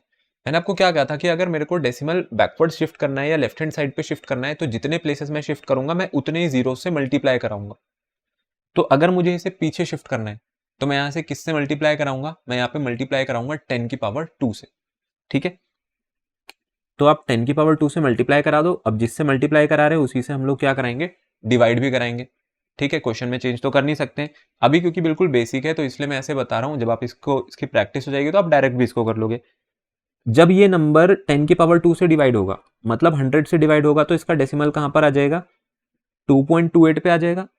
इस जगह पे आ जाएगा इसका डेसिमल, ये वाला।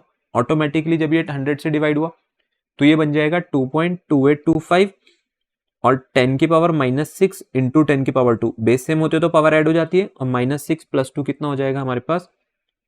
ये हो जाएगा -4। तो इसका आंसर ऐसा भी हो सकता है पीछे। तो मीन्स ये आंसर बनाने वाली बात है। जैसा आपको आंसर दे रखा होगा वैसा आपको आंसर अगर मैच कराना होता है तो इस तरीके से हम लोग इसको कैलकुलेट करते हैं।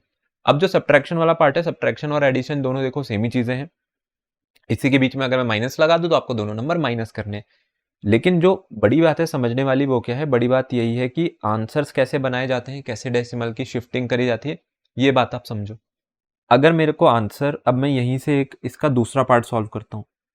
मैं कहता हूं मेरे को ना पॉइंट यहां पर चाहिए, डेसिमल जो है वो यहां पर चाहिए 2282। ठीक है, ये आंसर होना चाहिए 2282.5। तो मैं इसका डेसिमल यहां पर चाह रहा हूं। नंबर अगर मैं लिखूं 228.25 इंटू 10⁻⁻6 है, मैं कहता हूं मुझे डेसिमल यहां चाहिए। तो अब मैं डेसिमल को राइट हैंड साइड शिफ्ट करा रहा हूं। राइट हैंड शिफ्ट कराने का मतलब है एक प्लेस आगे। डेसिमल्स आगे कब शिफ्ट होते हैं? जब वो जीरो से मल्टीप्लाई होते हैं, मींस 10, 100, 1000 से मल्टीप्लाई होते हैं। तो आपको एक प्लेस शिफ्ट कराना है, तो आप एक जीरो से मल्टीप्लाई कराओ। अब जिससे आपने मल्टीप्लाई कराई उससे डिवाइड भी कराओगे, क्योंकि क्वेश्चन में तो चेंज होगा नहीं।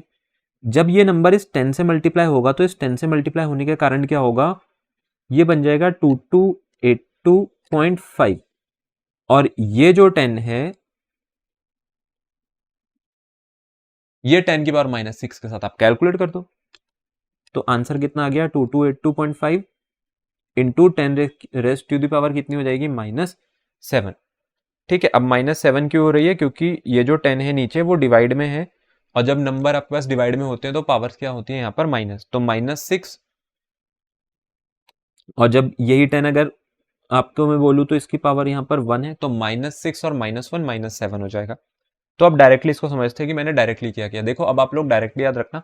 अगर आपको पहले वाले केस में बोलता हूँ डेसिमल पीछे शिफ्ट करना होता है, तो डेसिमल पीछे शिफ्ट करने के लिए 10 की जो भी पावर होती है, 10 की पावर में आप उतने जो नंबर्स हैं उसको क्या कर दो, यहाँ पर मल्टीप्लाई करा दो। ठीक है, और अगर आपको डेसिमल आगे शिफ्ट करना है तो आप 10 की पावर में उतनी नंबर्स को क्या कर दो, यहाँ पर ऐसे डिवाइड करा दो। ठीक है, तो अगर 10 की पावर नेगेटिव में थी तो नेगेटिव में होगी, तो वो नेगेटिव में थोड़ी सी बढ़ जाएगी। अब देखो, नेगेटिव में बढ़ने का मतलब ये होता है कि अगर -6 है तो -4 हो गई। सुनने में काफी ज्यादा कंफ्यूजिंग लग रहा होगा, तो इसको मैं थोड़ा सा और ज्यादा आपको सिंप्लीफाई करके बताता हूँ।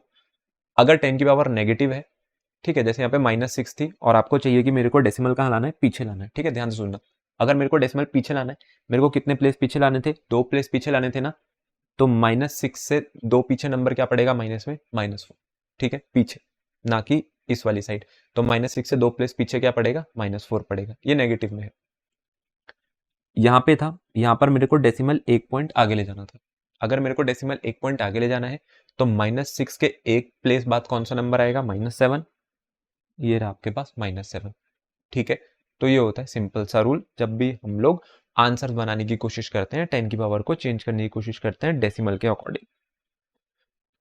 तो साइंटिफिक नोटेशन यहाँ पर खत्म होता है, और नेक्स्ट टॉपिक आपके पास अब जो आ रहा है ये है आपके पास सिग्निफिकेंट फिगर्स। देखो, सिग्निफिकेंट फिगर्स क्या है?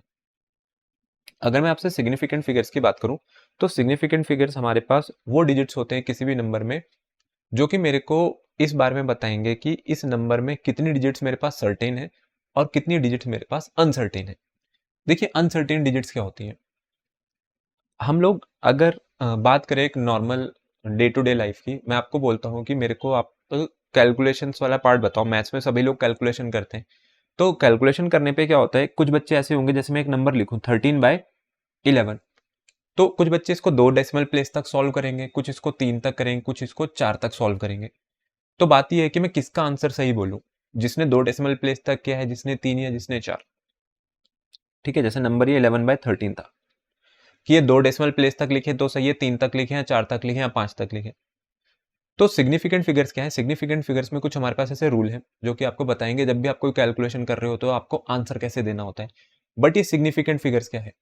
सिग्निफिकेंट फिगर्स की आपको जो डेफिनेशन है वो ये बताती है कि मेरी जो मेजरमेंट है, जो भी नंबर मैं यहाँ पे एक्सप्रेस कर रहा हूँ अपनी मेजरमेंट में, उसमें कितनी डिजिट्स मेरे पास सर्टेन है और कितनी अनसर्टेन है।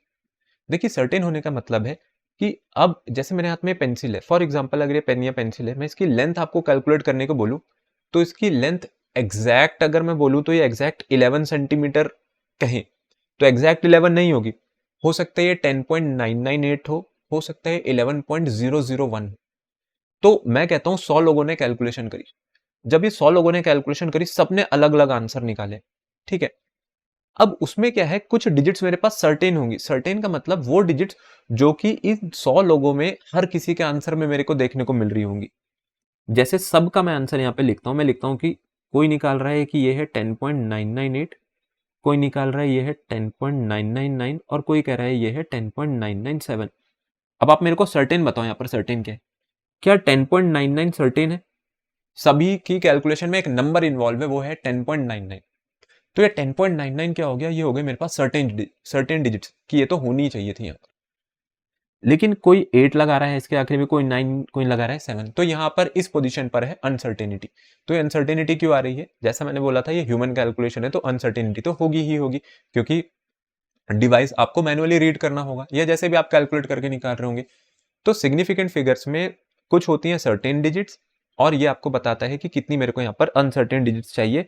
तो इसी पूरी कैलकुलेशन को हम लोग बोलते हैं सिग्निफिकेंट फिगर्स। तो सिग्निफिकेंट फिगर्स में हम लोग एक अनसर्टेनिटी को लेकर के चलेंगे, तो ऐसा नहीं है अनसर्टेनिटी को हम लोग हटा देते हैं, तो एक अनसर्टेनिटी इन्वॉल्व होती है, बाकी उसमें जो सारे के सारे हमारे पास सर्टेन डिजिट्स यहाँ पर लगे हुए होते हैं। इसके कुछ रूल्स होते हैं सिग्निफिकेंट फिगर्स के, तो रूल्स की मैं बात कर देता हूँ सबसे पहले कि जो रूल्स है वो आपको क्या बताते हैं। देखिए सिग्निफिकेंट फिगर का जो सबसे पहला रूल है वो आपको ये बताता है कि जितने भी नॉन जीरो डिजिट्स है ना, वो सारे के सारे सिग्निफिकेंट है। देखो अगर आपके पास नंबर डेसिमल वाला है, मैं एक डेसिमल नंबर का एग्जांपल लेता हूँ, एक नंबर है मेरे पास 2.134, क्या इस पूरे नंबर में कोई जीरो आ रहा है? इस पूरे नंबर में कोई जीरो यहाँ पर नहीं है, तो यहाँ पर जितने भी नंबर्स हैं सारे नॉन जीरो हैं। तो यहाँ पर सिग्निफिकेंट फिगर्स कितने होंगे? यहाँ पर सिग्निफिकेंट फिगर्स हो गए टोटल 4। आप डिजिट्स गिन दो, यहाँ पर टोटल 4 डिजिट लगी हुई है, तो ये चारों की चारों जो डिजिट है हमारे पास वो हो जाएंगी सिग्निफिकेंट। एक नंबर में बोलता हूँ 3.9945, इस नंबर में कितनी सिग्निफिकेंट फिगर्स हैं? सबसे पहले आप देखो क्या कोई जीरो आ रहा है सिग्निफिकेंट फिगर में? कोई जीरो यहाँ पर नहीं है। तो अगर हम लोग देखें तो ये 5 डिजिट का नंबर था, तो ये पांचों की पांचों जो डिजिट है वो सिग्निफिकेंट फिगर्स हमारे पास हो जाएंगी। तो सबसे पहला रूल बहुत सिंपल है। अब अगर नंबर में जीरो नहीं है तो हम कह रहे हैं सारी सिग्निफिकेंट है, लेकिन अगर नंबर में जीरो आ जाए तो क्या होगा? तो भाई देखो जीरो कितनी तरीके से आ सकता है। सबसे पहले तो हम मान करके चल रहे हैं जो हमारा जीरो है ये नॉन जीरो डिजिट्स के बीच में ही है। एक नंबर में लिखता हूं 103, ये नंबर आ गया 103। 1 और 3 नॉन जीरो डिजिट है और नॉन जीरो डिजिट के बीच में लगा हुआ है एक जीरो। तो जितने भी जीरो नॉन जीरो डिजिट्स के बीच में लगे हुए होते हैं ये सिग्निफिकेंट फिगर्स में कैलकुलेट होते हैं या काउंट होते हैं। तो इतना तो मुझे पता है 1 और 3 सिग्निफिकेंट फिगर है, लेकिन ये जीरो भी आपके पास कैसा हो जाएगा? ये सिग्निफिकेंट फिगर में आएगा। तो यहाँ पर टोटल सिग्निफिकेंट फिगर्स हो गए यहाँ पे 3, ठीक है। तो नॉन जीरो डिजिट्स के बीच में लगे हुए जो जीरो है वो भी हमारे पास सिग्निफिकेंट होते हैं। अगला एग्जाम्पल लेते हैं, अगले एग्जाम्पल में हम लोग इन्वॉल्व कर देते हैं चलो डेसिमल को। एक मैं बोलता हूँ आपको 2.003, तो यहाँ पर 2 है और एक 3 है, दोनों नॉन जीरो है और इन नॉन जीरो डिजिट्स के बीच में कितने जीरो आ रहे हैं हमारे पास? 2 जीरो। तो टोटल जो सिग्निफिकेंट फिगर्स हो गए, टोटल सिग्निफिकेंट फिगर्स हो गए हमारे पास यहाँ पर 4, ठीक है। अब आ जाते हैं थर्ड रूल पे। अब थर्ड रूल में क्या है कि ये जो जीरो है ये नॉन जीरो डिजिट्स के बीच में नहीं होगा, तो अब या तो ये नॉन जीरो डिजिट से पहले लगा होगा या बाद में लगा होगा। तो इस वाले केस में क्या है, इस वाले केस में जो आपके पास जीरो है ये नंबर के आखिरी में लगा हुआ है, ठीक है। देखो नंबर के आखिरी में लगा होने का मतलब यहां पर क्या है, मैं एक नंबर लिखता हूं 0.3 और इसके आगे लगा देता हूं ऐसे 00। तो पहली बात तो डेसिमल के बाद एक नॉन जीरो डिजिट है और ये नॉन जीरो डिजिट किससे एंड हो रही है? जीरो से। तो जीरोस कहां पर लगे हुए हैं? एंड पर लगे हुए हैं डेसिमल के। तो ये जितने भी जो जीरोस होते हैं ना ये सारे के सारे हमारे पास सिग्निफिकेंट होते हैं। तो यहाँ पे टोटल डेसिमल के बाद कितनी डिजिट्स हैं? क्या ये 3 डिजिट्स हैं? अब देखो आप ऐसा मत बोलना कि ये जो जीरो है आपने ये क्यों लिखा है, ये भी तो सिग्निफिकेंट है। नहीं, डेसिमल से पहले जो जीरो लिखा हुआ होता है वो सिग्निफिकेंट नहीं होता है। तो मैं इसको सिग्निफिकेंट फिगर में काउंट नहीं करूंगा, लेकिन मैं इसको जरूर करूंगा। तो all the zeros at the end of a number that includes a decimal point are significant, ये है इसका मीनिंग। डेसिमल से पहले जीरो लगा हुआ है तो आप छोड़ दो। तो यहां पर सिग्निफिकेंट फिगर्स कितने आ गए, यहां पर सिग्निफिकेंट फिगर्स आ गए 3। इसी का अगर मैं आपको दूसरा एग्जांपल दूं, मैं अब लिखता हूं 1.230। सबसे पहले तो आप सबसे पहला रूल याद करो, all non zero digits are significant. तो तीनों की तीनों डिजिट सिग्निफिकेंट होगी। अब डेसिमल से पहले जीरो नहीं है, 1 है, तो तीनों नॉन जीरो डिजिट्स क्या है, सिग्निफिकेंट है। एक जीरो लगा हुआ है जो कि डेसिमल के आखिरी में लगा हुआ है नंबर के, तो ये भी सिग्निफिकेंट फिगर होगा। तो टोटल सिग्निफिकेंट फिगर्स कितने आ गए हम लोगों के पास यहाँ पर, 4। एक और एग्जांपल ले लेते हैं, थोड़ा और क्लैरिटी आ जाएगी। तो एक और एग्जांपल के लिए अगर मैं आपको बोलूं, अब मैं सिर्फ नंबर 40 लिख रहा हूं, तो इस 40 में कितने सिग्निफिकेंट फिगर्स हैं, एक है नॉन जीरो, ठीक है, और जो जीरो लगा हुआ है नंबर के एंड में लगा हुआ है, तो ये भी सिग्निफिकेंट फिगर होगा। तो जो टोटल यहाँ पर सिग्निफिकेंट फिगर्स हैं वो कितने हो गए मेरे पास, 2। यहाँ पर 2 सिग्निफिकेंट फिगर्स हैं। तो ये है आपके पास इसका थर्ड रूल, जो कि आपको ये बताता है कि अगर जीरो नंबर के बिल्कुल एंड में लगे हुए हैं और डेसिमल के राइट हैंड साइड भी पढ़ रहे हैं, तो वो सारे के सारे कैसे होंगे, वो आपके पास सिग्निफिकेंट होंगे। अगला ये है कि जो जीरोस हम लोग लगा रहे हैं वो कहां पर आ जाए, वो नॉन जीरो डिजिट से पहले आ जाए। तो अगर ये नॉन जीरो डिजिट से पहले आ जाते हैं तो क्या होगा, तो बहुत सारी इसमें चीजें। एक नंबर है 0.0025। एक चीज, ये जो 25 लिखा हुआ है, ये पूरा नंबर 25 तो सिग्निफिकेंट है, क्यों, क्योंकि नॉन जीरो डिजिट है। अब जो जीरो लगे हुए हैं वो जीरो कहां पे स्टार्ट हो गए, वो डेसिमल के ही बाद स्टार्ट हो गए, वो नंबर के एंड पे नहीं है, वो नॉन जीरो डिजिट से पहले है। तो एक बात आपको याद रखनी है कि ये जो जीरोस होते हैं ये सिग्निफिकेंट नहीं होते हैं, ठीक है। तो यहां पर जो टोटल सिग्निफिकेंट फिगर्स हैं वो कितने होंगे, सिर्फ 2। तो ये जो नंबर है 0.0025, इसमें सिर्फ कितने सिग्निफिकेंट फिगर आएंगे हमारे पास, 2 सिग्निफिकेंट फिगर आएंगे। एक नंबर में लिखता हूं 0.013। यहां पर अगर सिग्निफिकेंट फिगर पूछे जाए तो भाई आपको पता है all non zero digits are significant, और उससे पहले अगर जीरो लगा हुआ है जो कि डेसिमल के बाद में भी है, ये सिग्निफिकेंट नहीं होगा। तो आपके पास सिग्निफिकेंट फिगर्स यहाँ पे सिर्फ कितने थे, ये 2 आपके पास सिग्निफिकेंट फिगर थे।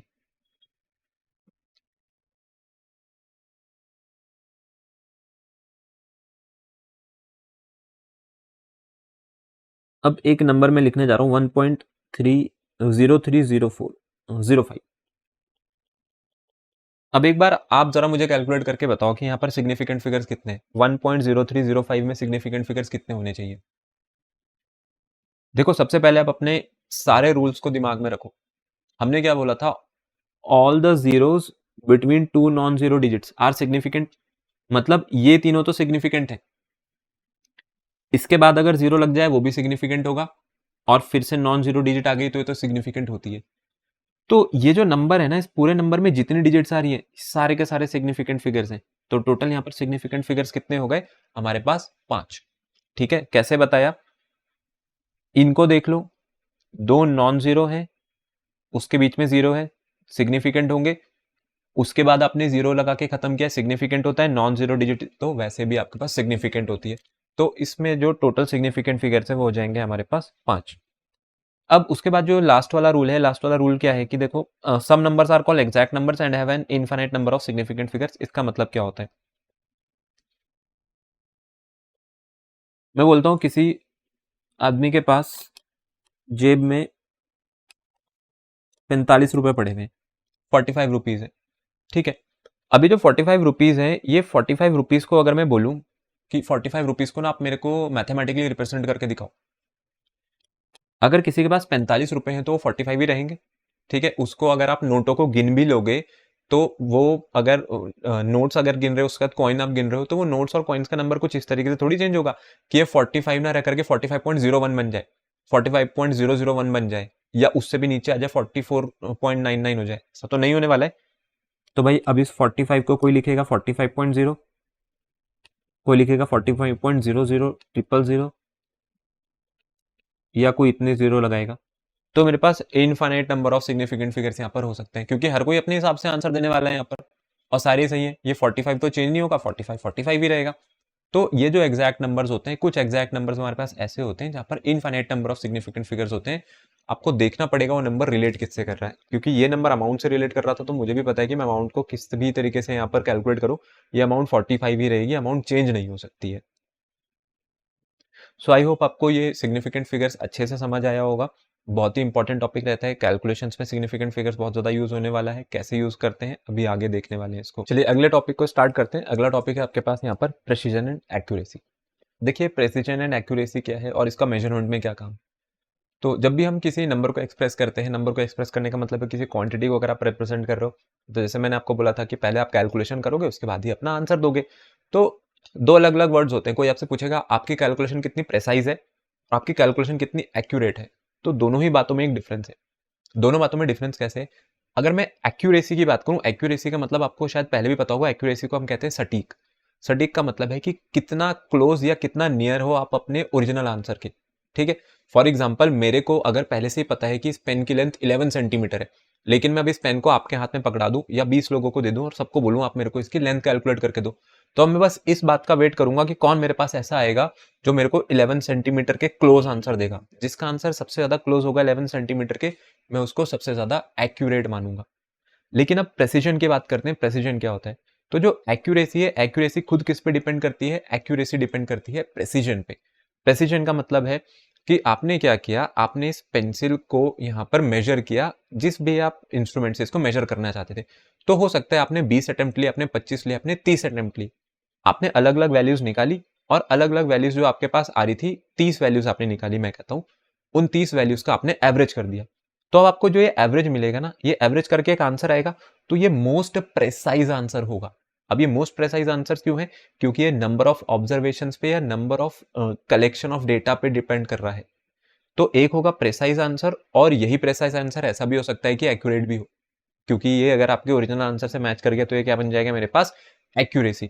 तो प्रेसिजन क्या होती है? प्रेसिजन हमें यही बताता है कि कितना क्लोजली या रिपीटेडली आपने किसी क्वांटिटी को मेजर किया है, जिससे कि उसकी एवरेजिंग करके मैं उसको ओरिजिनल वैल्यू के इक्वल ले आऊं। और अगर आपका आंसर आपकी ओरिजिनल वैल्यू से मैच करता है या उसके नियर बाय है, तो मैं कहूंगा आप एक्यूरेट भी थे। तो आप यहां पर प्रेसाइज भी हो गए और एक्यूरेट भी हो गए। तो इसको अगर समझे हम लोग, एक एग्जाम्पल से आपको समझाता हूं। तो ये मेरे पास एक आर्चरी बोर्ड है, और आर्चरी बोर्ड पर आपको पता होगा कि जो अलग अलग सेगमेंट्स हैं, अलग अलग सेगमेंट्स पे निशाना लगाने के यहाँ पर अलग अलग पॉइंट्स होते हैं। तो यहाँ पर जो सेंटर है, सेंटर पर बुलजाई बना हुआ होता है कि जो भी बुलजाई मारेगा उसको पूरे पूरे हम लोग मैक्सिमम नंबर दे देंगे। तो पहले केस में मैं बोलता हूँ कि जो सबसे पहला डायग्राम मैं बना रहा हूँ, ये आपका पहला निशान लगा, ये दूसरा पॉइंट है, फिर आपने यहाँ पर हिट किया, एक हिट आप यहाँ पर करते हो, और एक ये बोर्ड से बाहर है। ठीक है, तो यहाँ पर तीन मेरे को ऐसे पॉइंट्स मिल रहे हैं जो कि आर्चरी बोर्ड से ही बाहर निकल गए। अगर आर्चर बोर्ड से बाहर निकल गए तो इन तीनों पे आपको कोई पॉइंट तो यहाँ पर मिलने नहीं वाला है। फिर मैं एक और बनाता हूँ इसके बगल में डायग्राम। अभी आपको इसका मीनिंग समझाऊंगा कि मैं बना क्यों रहा हूँ, इसका काम क्या है। इसके ऊपर क्वेश्चन आपसे ही पूछूंगा। ये हमारे पास एक और ऑब्जर्वेशन है, इसमें ये पॉइंट्स है, मतलब जो सबसे बाहर वाली जो लाइन थी, ज्यादातर निशाने उसके आसपास लगे हुए हैं। और एक लास्ट केस हम लोग ले लेते हैं।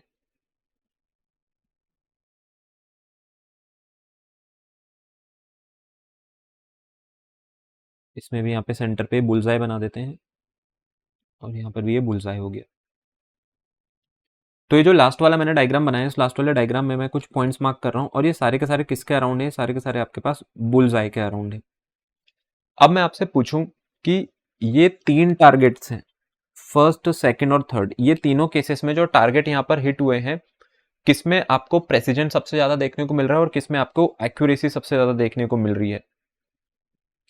तो फर्स्ट और सेकंड की अगर आप लोग बात करो, तो फर्स्ट और सेकंड में क्या है? फर्स्ट और सेकंड में जितने भी टारगेट्स हैं, वो आप देखो किसी भी एक पॉइंट को या किसी भी एक रीजन को अगर मैं मान लू ना, उसके अराउंड कंसंट्रेटेड नहीं है, बहुत ज्यादा फैले हुए हैं। कि चलो अगर किसी ने बुलजाई मारने की कोशिश भी करी होगी तो पहला निशान आउट ऑफ बोर्ड है, दूसरा भी बोर्ड के बाहर है, तीसरा भी है, दो ऐसे हैं जो बोर्ड पे हैं पर वो भी अलग अलग जो स्कोरिंग जोन है उस पे लगे हुए हैं। फिर उसके बाद अगर हम लोग सेकंड की बात करें, तो सेकंड में क्या हुआ? जो सेकंड वाला रीजन है, सेकंड वाले रीजन में कोशिश अच्छी थी, तो एक रीजन मेरे को ऐसा मिला जो कि कंसंट्रेटेड रीजन है। तो ये बुलसाई पे कंसंट्रेटेड नहीं है, ये सबसे आउटर मोस्ट वाले पार्ट पे कंसंट्रेटेड है, बट है तो कंसंट्रेटेड ना। तो ये जो सेकंड और जो थर्ड है ना, ये सेकंड और थर्ड हमारे पास कैसे रीजन आ रहे हैं कि ये आपके पास ऐसे रीजन है जहां पर डेंसिटी बहुत हाई है। तो इसका मतलब ये दोनों केसेस आपके पास बन जाएंगे प्रेसिजन के, कि जो भी आप निशाना लगा रहे हो प्रिसाइजली लगा रहे हो। ठीक है, तो आपका एम क्या था? आपका एम था बुलजाई मारना, तो प्रेसिजन तो इसमें भी है। ठीक है, क्योंकि कंसंट्रेशन है, आपका हर निशाना एक ही जगह जाके लग रहा है, एक ही एरिया पे, यहां पर भी एक ही जगह जाकर के लग रहा है। तो इसमें जो सेकंड और थर्ड है वो दोनों प्रेसिजन के केस है, लेकिन एक्यूरेट कौन है? एक्यूरेट ये है जो केस नंबर 3 है। तो ये है एक्यूरेसी, और जो सेकंड और थर्ड है वो है प्रेसिजन। तो एक्यूरेसी में क्या होता है? एक्यूरेसी का मतलब यही है, जो आपको डिजायर्ड रिजल्ट चाहिए था, डिजायर्ड रिजल्ट के आप क्लोज होने चाहिए। तो मेरे को थर्ड वाला बोर्ड ऐसा लग रहा है जिसमें आप अपने डिजायर्ड रिजल्ट के सबसे ज्यादा क्लोज हो। आपके जितने भी एफर्ट्स हैं वो सारे के सारे एफर्ट्स बुल्स आई वाले रीजन में जा रहे हैं। तो आप जितने भी एफर्ट्स यहाँ पे लगा रहे हो वो आपके प्रेसिजन ना होकर के आप क्या बन जाएंगे? एक्यूरेसी बन जाएंगे, क्योंकि आपको जो रिजल्ट चाहिए था आप उसके सबसे क्लोज यहाँ पर पहुंच चुके हो। जबकि वहीं जो पहले वाला था उसमें एक्यूरेसी मिसिंग है, प्रेसिजन तो है, क्योंकि आप जितनी बार भी ट्राई कर रहे हो हर बार आप एक ही आंसर निकाल करके दे रहे हो। मैं कह रहा हूँ एक ही स्कोर बना करके दे रहे हो, तो आप प्रेसाइज हो, बट आप एक्यूरेट नहीं हो, क्योंकि आपको बुलजाई लगाना था। ठीक है, तो ये चीज आपको क्लियर हुई है प्रेसिजन और एक्यूरेसी क्या होता है। तो यही है प्रेसिजन और एक्यूरेसी में डिफरेंस। अब हम चलते हैं हमारे नेक्स्ट पॉइंट पे, जो कि है राउंडिंग ऑफ, नेक्स्ट टॉपिक जो कि है राउंडिंग ऑफ। तो ये जो राउंडिंग ऑफ है ये प्रेसिजन और एक्यूरेसी से डायरेक्ट रिलेट करता है, क्योंकि कई बार हमारे पास ऐसे नंबर्स आ जाते हैं जो कि काफी बड़े होते हैं, कैलकुलेशन काफी बड़े होते हैं, और जो पीछे उसका आंसर दिया होता है बुक में वो कुछ और दे रखा होता है, फिर टीचर्स लोग कह देते हैं कि यार ये तो राउंड ऑफ कर दिया।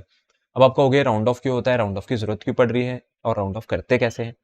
देखो, राउंड ऑफ क्यों किया जाता है? राउंड ऑफ में जैसे मैंने आपको बताया कि हमारे पास सिग्निफिकेंट फिगर्स होती हैं। मेरे को किसी भी क्वांटिटी को रिप्रेजेंट करना है, उसके आंसर में मैं आपको लिमिट कर दूं कि यार मेरे को ना 4 ही सिग्निफिकेंट फिगर्स चाहिए।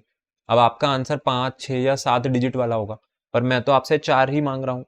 तो आप क्या करोगे फिर? तो आप उसको 4 में छोड़ोगे कि चलो ये पहली 4 दे देते हैं, ये आंसर हो जाएगा।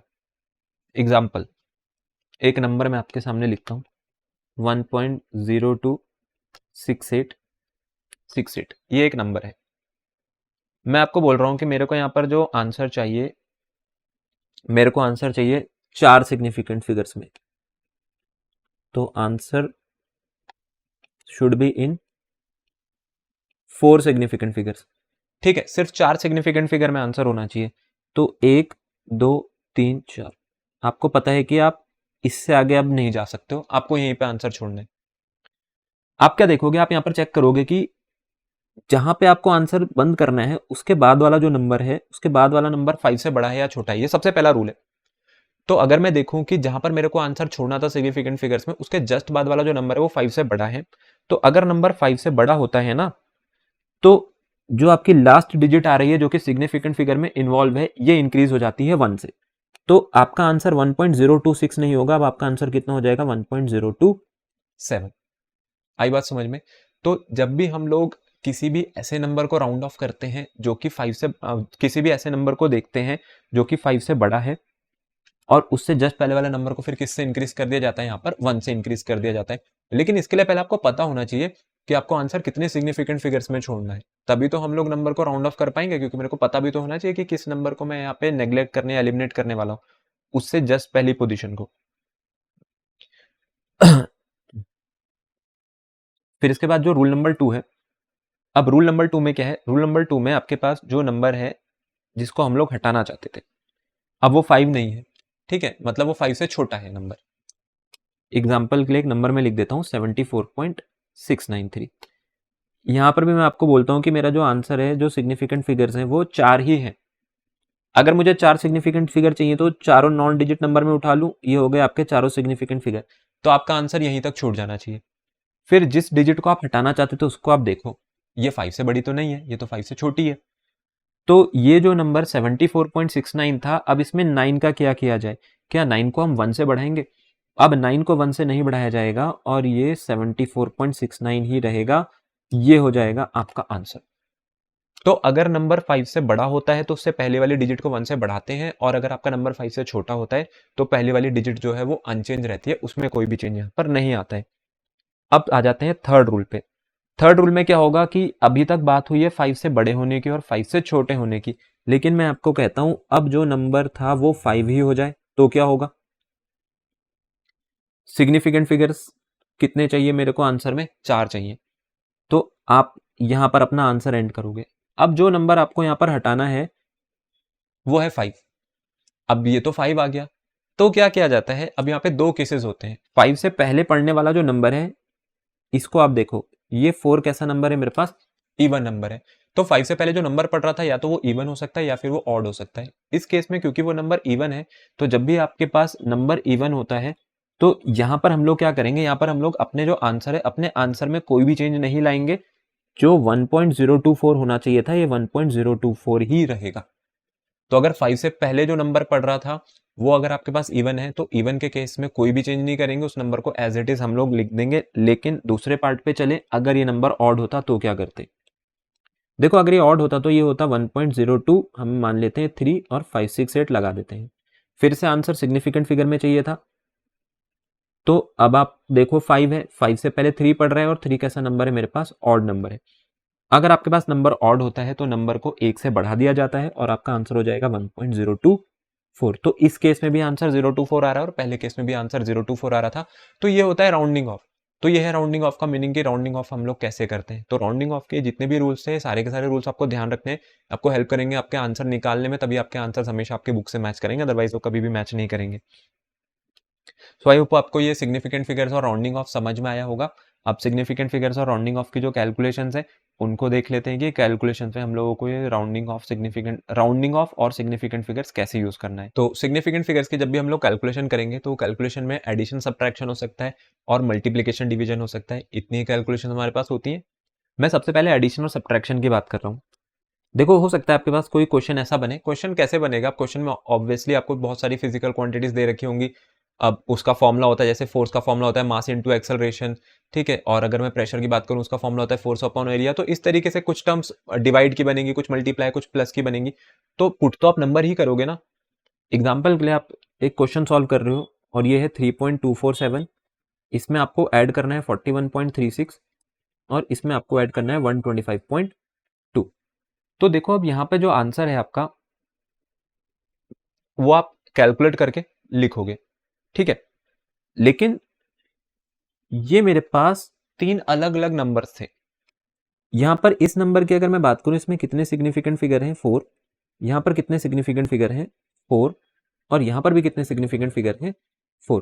क्योंकि चारों के चारों यहां पर सिग्निफिकेंट फिगर है, मींस तीनों नंबर थे। 3 नंबर में हमारे पास तीनों नंबर ऐसे हैं जो कि नॉन जीरो डिजिट वाले हैं, तो उसमें सिग्निफिकेंट फिगर्स 4 निकल के आ रहे हैं। जब भी आप एडिशन और सब्ट्रैक्शन करते हो ना, तो ये रूल आप लोग ध्यान रखना कि हमारा आंसर क्या होना चाहिए। आपके आंसर में हमेशा डेसिमल पॉइंट जो है, डेसिमल पॉइंट के बाद लीस्ट नंबर लगे होने चाहिए, उतने नंबर जो कि सबसे कम है उस पूरे कैलकुलेशन में। तो इस पूरी कैलकुलेशन में 3 नंबर्स हैं। आप इन तीनों नंबर में मुझे बताओ ऐसा कौन सा नंबर है जिसके डेसिमल के बाद सबसे कम डिजिट है। वो नंबर है ये तीसरा वाला, जिसमें डेसिमल के बाद कितने डिजिट लगे हुए हैं, सिर्फ 1। तो यहां पर आफ्टर डेसिमल एक ही डिजिट है, तो आपके आंसर में भी आफ्टर डेसिमल एक ही डिजिट होनी चाहिए। तो जब मैं इन तीनों को ऐड करूंगा, इन तीनों को ऐड करने पे हमारे पास आएगा 169। इसके बाद अब मैं सिर्फ एक चीज लगाऊंगा, वो है 0.8। ये हो गया आपका आंसर। तो जब भी हम एडिशन और सब्ट्रैक्शन करते हैं सिग्निफिकेंट फिगर्स में, तो आपके आंसर में डेसिमल प्लेसेस के बाद उतने ही डिजिट्स छोड़ने हैं जितने डिजिट्स आपके क्वेश्चन में, ठीक है। मतलब आपके क्वेश्चन में जिस नंबर में डेसिमल के बाद सबसे लीस्ट डिजिट है उतने ही आपके पास दिखने चाहिए। ये होता है हमारे पास सबसे पहला रूल। मैं लिख भी देता हूं यहां पर, ये एडिशन और सब्ट्रैक्शन के लिए है। Answer should have the same decimal places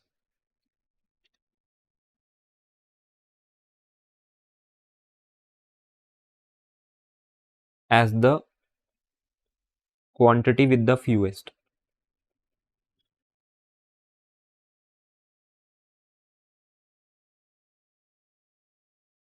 number of decimal places. तो अब आप वो क्वांटिटी उठा लो। आपने क्वांटिटी वो क्वेश्चन में से उठाई, आपने कहा भाई मेरे को तो ये क्वांटिटी दिख गई जिसमें डेसिमल प्लेसेस कितने हैं, सिर्फ एक ही है। तो आपके आंसर में भी एक ही डेसिमल प्लेस होना चाहिए।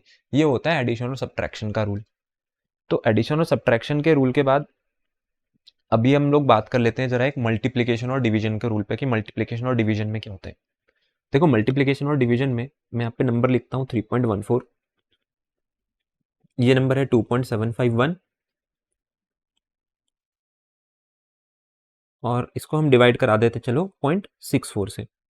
अब यहाँ पे रूल में पता है क्या है, यहाँ पे रूल में ना आपको आंसर किस में छोड़ना है, आपको आंसर छोड़ना है least number of significant figures which were involve in your calculation. आपके कैलकुलेशन में सबसे कम सिग्निफिकेंट फिगर्स आपको जो भी दिख रहे होंगे ना, आपके आंसर में भी उतने सिग्निफिकेंट फिगर्स होने चाहिए। यहां पर कितने सिग्निफिकेंट फिगर्स हैं, यहां पर 2 सिग्निफिकेंट फिगर्स हैं। भाई देखो डेसिमल से पहले अगर 0 लग जाए तो वो सिग्निफिकेंट नहीं होता, उसके बाद दोनों नॉन जीरो डिजिट है सिग्निफिकेंट होगी, तो 2 सिग्निफिकेंट फिगर्स हैं। यहाँ पर कितने सिग्निफिकेंट फिगर्स हैं हमारे पास, 4 सिग्निफिकेंट फिगर्स हैं। और यहाँ पर अगर हम लोग देखें तो यहाँ पर कितने सिग्निफिकेंट फिगर्स हैं, यहाँ पे 3 सिग्निफिकेंट फिगर्स हैं। तो मेरे को ये चीज समझ आई कि जो least number of significant figures हैं वो 2 है। तो अगर यहाँ पे सिर्फ 2 सिग्निफिकेंट फिगर्स हैं तो जब मैं इसको मल्टीप्लाई करूंगा तो कैलकुलेटर पे इसको मल्टीप्लाई करने पे आ रहा है 13.49709375। ठीक है, ये आया मेरे पास नंबर। आप मुझे बताओ आपको कितने सिग्निफिकेंट फिगर्स चाहिए, को 2 सिग्निफिकेंट फिगर्स चाहिए, तो 2 सिग्निफिकेंट फिगर्स तो मुझे फिर यहीं पे मिल गए 13। तो क्या आपका आंसर फिर 13 होना चाहिए? देखो नहीं, आप एक बार चेक कर लेना। आप 13 को अगर खत्म करोगे तो 13 के बाद एक नंबर पड़ रहा है जिसको आप हटाना चाह रहे हो। ठीक है, ये 4 है। अब क्योंकि अच्छी बात है यहाँ पर ये 4 है और 4 क्या होता है 5 से छोटा है। अगर ये 5 से छोटा है तो इसका मतलब जो मेरा 13 है ये अनचेंज रहेगा, इसमें हम कोई भी चेंज नहीं करेंगे। और अगर हम इसमें कोई भी चेंज नहीं कर रहे हैं तो इसको एज इट इज आंसर हम कितना लिख देंगे यहाँ पर, सिर्फ 13। तो इस क्वेश्चन का आंसर सिर्फ कितना हो गया, 13 हो गया। तो जो चीज कैलकुलेटर पे ये वैल्यू बना रही थी उसका असलियत में आंसर 13 होना चाहिए अकॉर्डिंग टू सिग्निफिकेंट फिगर्स। तो ये फायदा है सिग्निफिकेंट फिगर्स का, और तभी आपके आंसर्स आपकी बुक को मैच करेंगे और एग्जाम में भी आपको पूरे मार्क्स मिलेंगे, टीचर आपके नंबर नहीं काट सकते। तो ये होती है इंपॉर्टेंस सिग्निफिकेंट फिगर्स की। सो आई होप आपको सिग्निफिकेंट फिगर्स अच्छे से समझ आया होगा, कैलकुलेशन अब अच्छे से समझ आ गई होगी। And one of the most important topic, क्योंकि ये न्यूमेरिकल में इन्वॉल्व होगा, न्यूमेरिकल में मार्क्स तभी मिलेंगे अगर आप इन सारे रूल्स के अकॉर्डिंग चलोगे तो। सो आई होप आज का ये वीडियो आपको अच्छा लगा होगा, आपके कई डाउट्स यहाँ पर क्लियर हुए होंगे। तो आज की इस वीडियो को हम लोग यहीं पर एंड करते हैं, जल्दी मिलेंगे इस वीडियो के एक नेक्स्ट पार्ट में। तब तक आप हमारी जो पिछली वीडियोस है उसको देखिए, और जो भी चीज़ आपको नहीं समझ आती है आप नीचे कमेंट्स करके मेरे को बता सकते हैं, या किसी पर्टिकुलर टॉपिक पे अगर आपको वीडियो चाहिए तो वो भी मैं यहाँ पर बना दूंगा। तो चलिए, इसी के साथ मिलेंगे अब हमारी एक नेक्स्ट वीडियो में।